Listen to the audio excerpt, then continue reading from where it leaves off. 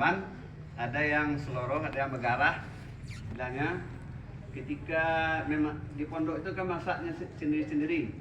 Terus pada suatu saat dia sudah ambil kayu untuk masak nasi. Ketika itu dia mencari bekal. Ketika dia mencari bekal, kayunya tadi diambil oleh temannya masak, sehingga ketika dia kembali ngambil bekal, kayunya udah habis. Dia tanya sama temannya, siapa yang ngambil kayu saya? Terus temannya bilang, ambil aja kayu yang basah itu, katanya. Kata temannya itu, ya diambillah kayu basah itu, dihidupkan api. Ternyata hidup api karena berkat izin Allah Subhanahu Wa Taala. Jadi karena kejujurannya. Jadi walaupun temannya itu seloroh, ambil aja kayu basah itu, bangun hidup. Memang hidup dia. Nah itu dari semenjak itu nggak mau lagi orang seloroh dengan dia. Kemudian keenak-enak ketika dia belajar dia ngantuk, tidur. Ketika disuruh membaca apa isi dari kandungan kitab yang dibaca, dia tahu, ngerti dia. Suruh baca, ngerti dia, tahu dia, malah sekalian dengan sarahnya.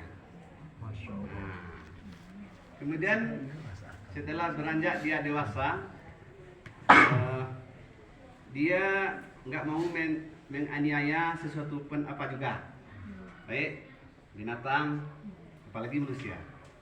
Ketika dia beranjak dewasa, di sini dulu orang kan banyak memelihara sapi, kan diikat tuh, nah, dia potong talinya, dilepaskan. Ada memelihara burung berbentuk, dia lepaskan, yang dianggap nenek ayah. Kemudian kalau ketika hari Jumatan ada orang kerja sawah, dia marah itu, boleh katanya. Dan nyemur padi di gini. Jadi sehingga masa itu ketika dia menginjak dewasa, orang bilang apa ini, udah gila nih dawat ini, ya.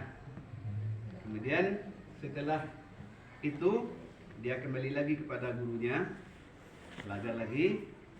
Karena dia ngajinya itu sering tidur, kata orang dia nggak seberapa ilmunya, hanya pengamalannya lebih. Ketika sedikit diamalkan, berkahnya lebih. Jadi kan ada orang minta, misalnya sakit, kita doakan, nggak apa yang panjang doanya, sedikit aja, dah selesai, minum aja sekalipun air putih, langsung insya Allah jadi obat, bisa jadi sembuh. Itulah dengan izin Allah. Dari sana apa kuncinya?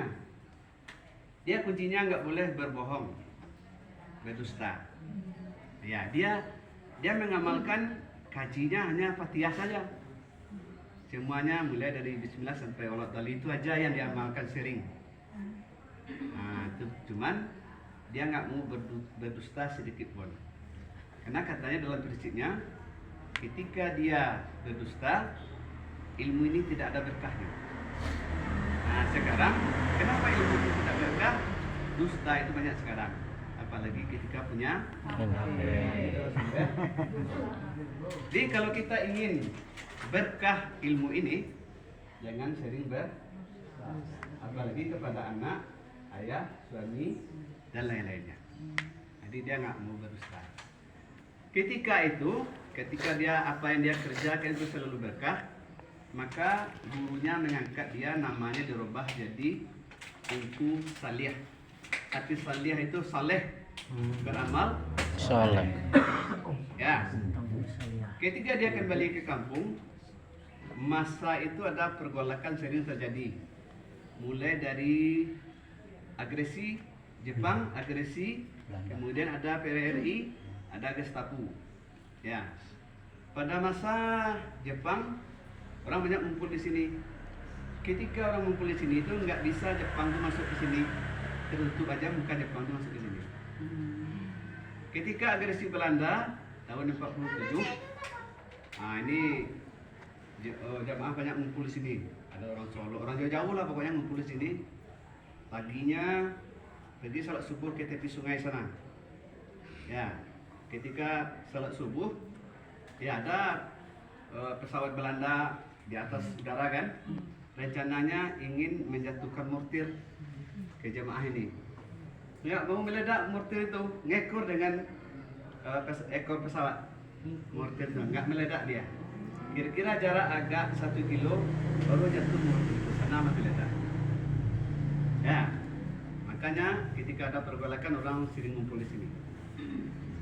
Kemudian karena sering orang ngumpul di sini, Belanda kehilangan akal. Dia jemput ini beliau ke Belanda, dimasukkan ke dalam tahanan. Ya, ketika berapa hari dalam tahanan, kemudian waktu hari Jumat, orang ketemu dengan dia di Jumatan. Orang tanya sama dia, tapi Buya ditahan oleh Belanda, kok tetap aja di salat Jumatan kan gitu? Dia jawab, yang dia tahan itu dawat, namanya kan dawat. Yang Engku Salih tak bisa ditahan, tetap aja dia keluar waktu masa salat. Nah, itulah keistimewaannya.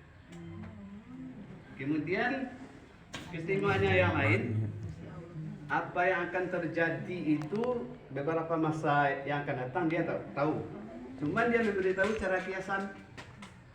Nah, ini contoh. Kalau orang tuh buat kincir biasanya mana? Dekat air atau di yang kiri? Ke air kan? Nah, dia buat kincir di atas bukit. Orang tanya, Buya kenapa buat kincir di atas bukit? Iya, besok kincir di atas bukit letaknya, bukan di dekat sungai. Setelah beberapa tahun setelah itu keluarlah leler penggiling padi yang pakai mesin, kan nggak punya air kan hidup juga. Nah, itulah kiasannya. Kemudian ketika dia berada di suraunya, di musalanya, tempat markasnya di sana, ada daun kelapa diikat, kan suluh tuh, suluh penerangan ya. Dia taruh di atas ini, di atas loteng ini. Pengarangan. Ya, orang tanya, untuk apa nih Buya? Kok taruh suluhnya di atas loteng?